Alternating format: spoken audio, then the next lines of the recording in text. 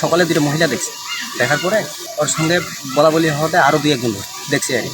দেখার পরে আমাকে ডাক দিয়েছে, আমি পাশে কাজ করতেছি, আমি এবার খুব জোরে ডাক দিয়েছি আর কি। আমার পাশে দেখলাম তো ঠিকই হয় আর কি। তো সাথে সাথে ত্রিপুরায় ফোন দিচ্ছি, কাউকে বলি লোকজন শুরু হয়ে গেল।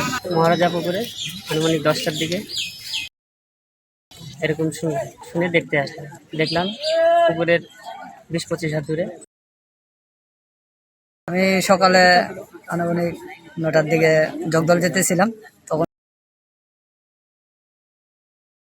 আমি জগদলে যাই মরিচ বিক্রি করে তারপরে দেখতে আসলাম।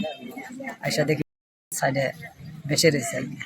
7 নং ব্লকের চৌকিদার নুরুল ইসলাম, সে আমাকে 9টার দিকে খবর দেয় একটা না।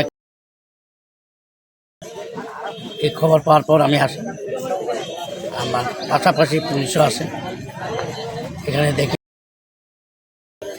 প্রায় পুকুরের কিনার থেকে 100 ফিট দূরে অবস্থান করতেছে। তখন নৌকা থেকে ওখান থেকে নিয়ে আসে, কিনারে না হয়ে যায়। তা এর মধ্যেই ধাক্কামারা ইউপি চেয়ারম্যান, যেহেতু একটা চুট কাগজ পাওয়া গেছে, সেখানে কিছু নাম লেখা ছিল মালা দামের। ধাক্কামারা ইউনিয়নের চেয়ারম্যান দুলালকে জিজ্ঞাসা করলাম যে মালা দামের, যেহেতু তোমার এরিয়া, এখানে আতঙ্ক অবস্থায় দেখা যাচ্ছে, এখানে চুট কাগজ পাওয়া যায়, তাতে মালা দাম লেখা আছে।